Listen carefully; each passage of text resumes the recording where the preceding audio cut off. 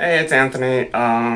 It's January 2022, and I'm making major studio upgrades, like pretty major ones, and I just wanted to go through them with you.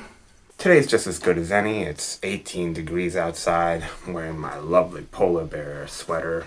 You'll have to forgive the disarray here. We're going through a lot of changes, is Eminem once saying. Number one thing you'll notice is that the vibe has changed in this room. The vibe is important. When you're playing music, I think one mistake I made was I didn't think about my vibe. And my recording last year was probably making sure I got the recording right as opposed to me feeling the music. So we put in these LED lights. We also put in more fun acoustic paneling. The acoustic paneling it makes the room sound a lot better. Now this actually has made a huge difference. I noticed it just like strumming acoustic guitar and singing. You know, it reduces reflections on the wall. I do want to get more eventually, but I think right now it is enough. It's noticeable. It probably can get better, but right now I need to watch my budget because I've been spending a lot of money lately. So I just want to take a moment to press F for my old audio interface. I mean, it recorded my whole last album. I've had it so long, but now it's time for someone else to experience the joy of this one. Now, I love this thing. It was so reliable and I loved it, but it just did not work anymore with my version of Apple. Focusrite stopped supporting it officially in 2019, and I kept getting warning messages from Apple just saying, hey, this isn't supported anymore. But then on December 31st, they were just like, hey, this isn't supported anymore, and we are not letting you use it anymore. Yeah, I press F, and I give it a salute. So I decided to get this one, which is a highly revered audio interface, and the fact that it's Thunderbolt 3 means I'm kind of ahead on the curve technology-wise, because it's the fastest transmission rate available at the time, 40 something gigabit whatever. I'm really excited for this because apparently they're great plugins with this. In order to pay for that, we have to sell some stuff.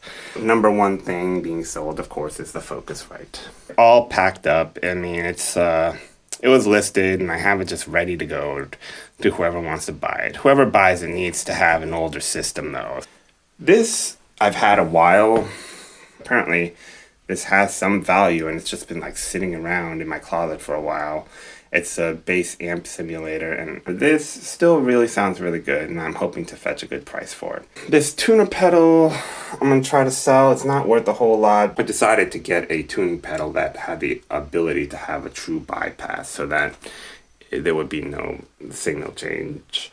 The other things that are being sold, this I've had just over a year, but I'm selling it. It's the Canyon.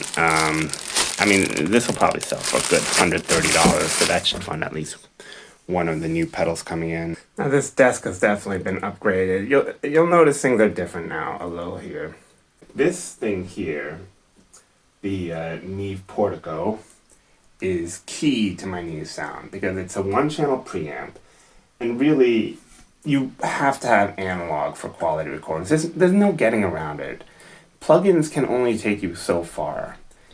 And really, if you do like a comparison on YouTube videos or whatever, you're not going to really understand the value of a great preamp unless you actually had one. Now, this is a $1,300 preamp now. The price actually just went up on this. It's the same unit, and it used to be $1,000. But now everywhere else it's $1,300. I don't know why. But I was able to pick this up for $650. I felt very lucky. Facebook Marketplace, great place to get musical equipment cheap. I don't know why. Facebook Marketplace. I mean, you have to go and drive and get it, but I got this for $650. I feel so lucky for it.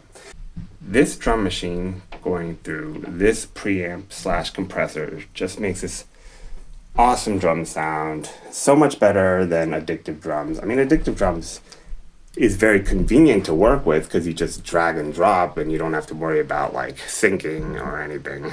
But so it's going to be more of a pain in the ass with the drum machine, but it's worth it because it sounds so much better, especially with this. I'm not sure if I showed these before, but they are the Yamaha HS5 studio monitors. I'm still using the mic tech. We're also going to be employing more of synthesizer. As a matter of fact, my new recordings will have synthesizer and like this drum machine kind of as the base. It's going to be a lot less analog, and I might even be using synthesized bass for a lot of the tracks just because it's more consistent. Now looking down at my pedal board, you'll see it's extremely stripped down right now, and that's because I decided to really transform my guitar sound. We're moving away from like heavy distortions, and we're really trying to get a much cleaner guitar tone. What pedals did make the cut? This Big Muff Pi, probably the second or third pedal I ever purchased, and it's just amazing that it's still around and working. It's scratched up to hell. But geez, this thing must be almost 20 years old now. And still just a rocking fuzz that just dominates just when you need something to dominate. This carbon copy is a great analog. And this is just an unparalleled delay reverb. Just really amazing sense of space. The Tube Screamer is not, I'm not selling it or anything. I'm keeping it around in case I need to go live anywhere. But it's not going to be part of my new sound. It's just a little too heavy. The Rat I actually retired a while ago. It's just not my kind of music. Also a little too heavy, too overdrivey. Same deal with this Distortron. It's supposed to be modeled after like this pretty hardcore Marshall amp, and it's just not my sound anymore. So we're not doing this Distortron anymore. And this, just like the Tube Screamer, if I ever need to play live, I'll bring this along. Because if I'm playing live, I want to bring some cheap pedals that, like, if I keep my eye off of it and goes missing, I'm not going to lose sleep at it over. We're keeping the 2880. I believe I know how to fix the issues with it. It's supposed to be a looper. The looper part doesn't work, but I believe I know how to fix it, and I'm going to make an effort to fix it so I can use that part. But for right now, I just use these knobs and this dry out mixer just to control the signal coming out. So it's kind of like a mini mixer at this point, and it eliminates my need to have a mixer. So I keep it around for that reason. One thing we're doing differently is that we're not going with pure amp modeling anymore. We're probably going to mix two signals, but I'm actually going to mic this amp because this amp sounds really good, and you just can't get that roominess with an amp emulator. Maybe if you tweak it, you could get something close to it. One thing I never really do, and I've never done before recently, is actually test my cables. And I was just testing my cables one by one, plugging a guitar into the amp using different cables. I almost never throw away stuff because I'm an optimist, I think, and I'm just like, they are probably okay, but they were being used to connect to my amp, and they only and the fact they didn't work is that they only transmitted about 60% of the signal that another cable, compared to other cables that I had, and I had no idea because I never tested them. I trusted you, and you failed me. Although this is my fault, these are so old, DiMarzio cables. I mean, nothing against them, but I've had these since 2007 through several moves. No, it's not your fault, but I trusted you. It's getting thrown away. We're throwing shit away. Now this is going to be exciting. Come on, I'm actually going to open this up here now and do this with one hand. Is that a smart thing to do? I don't know. It's only a $600. It's only a $600 audio interface, but it's an Apollo Solo. But wow, that's a nice presentation there. But this is it. This is the new audio interface. It'll take a little while to install everything and get it up and running. But once it does, I'll show you other things I'm going to be doing that are wildly different from how I did things before. Now this thing, despite being $610 and needing a Thunderbolt 3 connection, doesn't come with a Thunderbolt 3 cable. Come on, Apollo, man. Come on, Universal Audio. I mean, Sweetwater was cool enough to provide one, but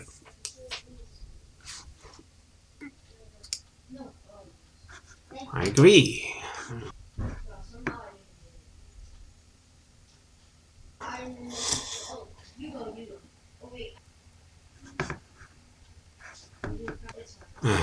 Okay, wait.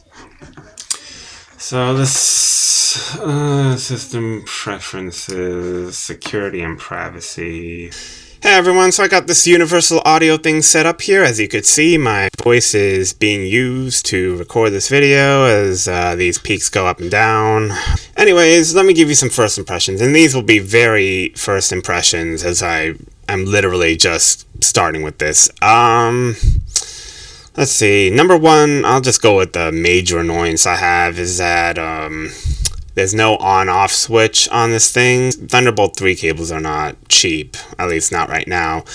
So, you know, to unplug and plug it in when you want to use it, because, like, you know, people don't just record on their computers when they use it. They do other stuff, so, you know, if it's not in use, you don't want it to be on. So, but to unplug it and plug it in, I don't know, I just appreciate an on-off switch. I mean, yeah, but that's cool. One thing that kind of annoyed me is that before, I mean, I have it hidden now, but they actually had all their plugins listed here for available demo, and I just didn't want to see that, so I had to painstakingly just go to hide for all the plugins I don't have. So a little annoyances, but, you know, I believe the benefits will outweigh the annoyances. Like, one problem that people always bring up with this one is that you can't do a lot of plugins at the same time, and it's kind of true. So you're not going to be able to do the same DSP processing as, you know, another Apollo unit, but that's actually okay for me.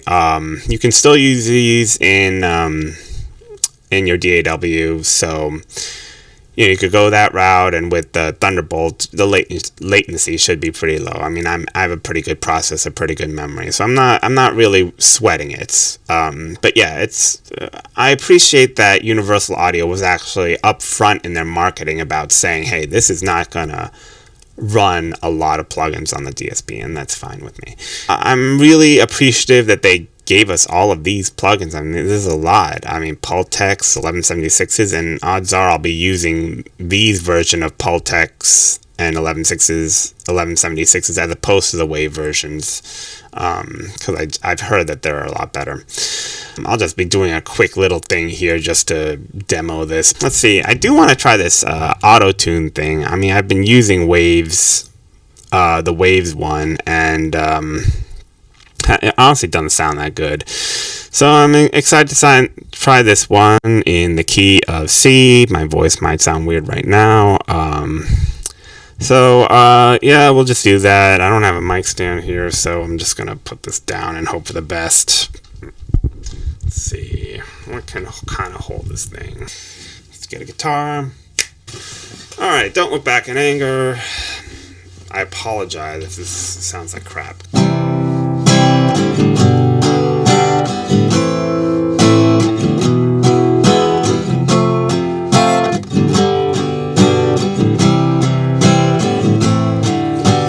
Look inside the eye of your mind.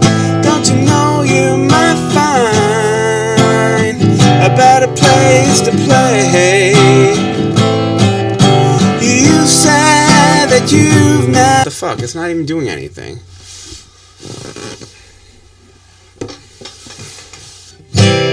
So I think this is meant for vocal only track, because with this guitar playing, it's not doing it. So I think it's vocal only. So slip inside the eye of your mind. Don't you know you might find a better place to play? You said that you've never been, but all the things that you've seen, they slowly fade away. Man, I wonder how this sounds. I'm not even monitoring this. Let me turn this off, or else I'm going to sound like Travis Scott here. Anyhow, that's it for now. I'll do more demos once I get my longer Thunderbolt cable and can move this over to where the rest of my stuff is. Also, my guitar pedals, my new guitar pedals will be coming in, and I'll be sure to show you those, because like I'm really trying to change my guitar sound. So anyway, until later.